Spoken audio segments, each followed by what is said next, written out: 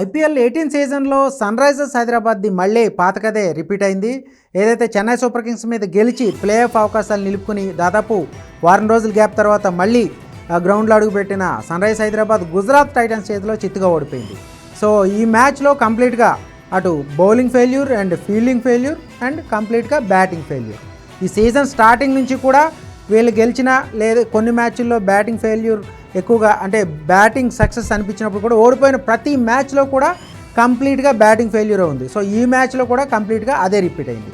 So అలాగే at the same time bowling కూడా పూర్తిగా ఈ సీజన్ నుంచి మనం కంప్లీట్గా మెగా వ్యాలెన్ తర్వాత వాళ్ళని చూసుకున్నాం. షమి, కమిన్స్, హర్షల్ పటేల్, ఉనాద్కట్ లాంటి బౌలర్లు ఖచ్చితంగా ప్రభావం చూపిస్తారని సీజన్కి ముందు అంచనాలు ఉన్నాయి. కానీ ప్రతి మ్యాచ్లో వీళ్ళు ఫెయిల్ అవుతూనే వస్తూ ఉన్నారు.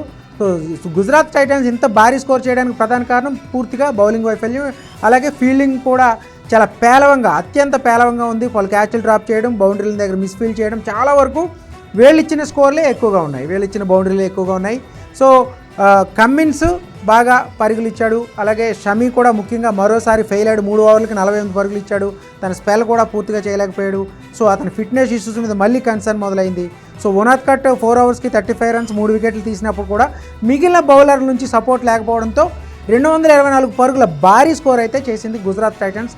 మనం ఈ మ్యాచ్కి ముందు కూడా మనం చెప్పుకున్నాం, ఏదైతే గుజరాత్ బలమంతా స్టార్టింగ్ టాప్ ఆర్డర్ మొదటి ముగ్గురే. సో బట్లర్, సాయి సుదర్శన్, గిల్ ఈ ముగ్గురే రాణించారు.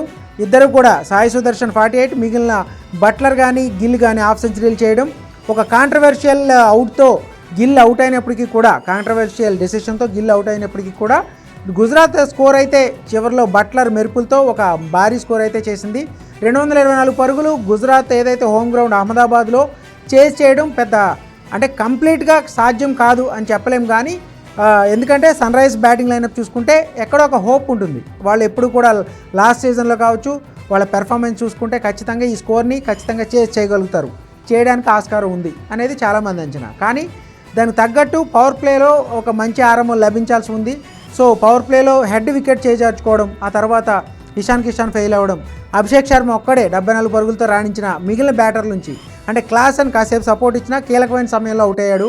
సో రిక్వైర్ రన్ రేటు 14, 15, 16 స్టేజ్కి వెళ్ళిపోయినప్పటి నుంచి వరుసగా వికెట్లు కోల్పోయింది. ప్రెషర్లో ఒక భారీ షాట్లకు ట్రై చేసి, సో అక్కడి నుంచి పూర్తిగా మ్యాచ్ చేజారిపోయింది. సో ఎక్కడా కూడా ఏదైతే అభిషేక్ శర్మ ఉన్నంతసేపు కాస్త హోప్స్ ఉన్నప్పటికీ కూడా అభిషేక్ శర్మ అవుట్ అయిన తర్వాత ఆ హోప్స్ కూడా కంప్లీట్గా డిస్ట్రాయ్ అయిపోయాయి. సో ఇక్కడ మనకి హైదరాబాద్ పేసర్ ఎవరైతే మొహమ్మద్ సిరాజ్ ఉన్నాడో అతను దెబ్బ కొట్టాడు, 2 కీలకమైన వికెట్లు తీసి ఒకే ఓవర్లో. అట్ ది సేమ్ టైం ప్రసిద్ధ కృష్ణ కూడా కీలకమైన వికెట్లు పడగొట్టాడు. సో స్టార్టింగ్లో కోయెట్జీ ఒక మంచి వికెట్ తీసుకున్నాడు. సో ఇక్కడ కంప్లీట్గా గుజరాత్ బౌలింగ్కి ఇక్కడ ఈ విక్టరీతో కంప్లీట్గా మనం డిఫరెన్స్ చూసుకుంటే కనుక గుజరాత్ కట్టుదిట్టమైన bowling, at the same time sun rise Hyderabad పేలవైన బౌలింగ్. మొత్తం మీద ఐపీఎల్ సీజన్లో ఇది గుజరాత్ టైటన్స్కి ఒక మంచి విజయం. వాళ్ళకి 14 పాయింట్లతో ప్లే ఆఫ్కి మరింత చేరువయ్యారు. అదే సమయంలో సన్ రైజ్ హైదరాబాద్ 10 మ్యాచ్ల్లో, అంటే ఆ 3 గెలిచారు ఇప్పటి వరకు. సో ఈ మిగిలిన 4 మ్యాచ్ల్లోనూ, అంటే మిగిలిన ఆ 4 మ్యాచ్ల్లోనూ ఖచ్చితంగా గెలిస్తే 14 పాయింట్లు అవుతాయి. కానీ అప్పుడు కూడా ఖచ్చితంగా ప్లే ఆఫ్ చేరుకుంటుందా అనేది డౌట్. ఎందుకంటే రన్ రేట్ మైనస్లో ఉంది, 9వ ప్లేస్లో ఉంది sun rise Hyderabad. So run rate కూడా ఇంప్రూవ్ చేసుకోవాలి, భారీ విజయాలు నమోదు చేయాల్సి ఉంటుంది. అప్పుడు కూడా ఇతర జట్ల ఫలితాల మీద Sunrisers playoff berth ఆధారపడి ఉంటుంది. ప్రస్తుతానికైతే sun rise Hyderabad playoff అవకాశాలు మరింత సంక్లిష్టంగా మారాయని చెప్పాలి ఈ ఓటమి తర్వాత. సో ఇక్కడ నుంచి మిగిలిన 4 మ్యాచ్ల్లో ఒక భారీ విజయాలు సాధించే పరిస్థితి ఉందా అంటే చాలా వరకు లేదనేదే చాలామంది విశ్లేషకులు చెప్తున్నారు. ఎందుకంటే బ్యాటింగ్ ఫెయిల్యూర్ కంటిన్యూ అవుతుంది కాబట్టి. సో అసాధారణమైన ప్రదర్శన కనబరిస్తే తప్ప sun rise Hyderabad playoff చేరుకునే అవకాశాలు అయితే ప్రస్తుతానికి కనిపించట్లేదు.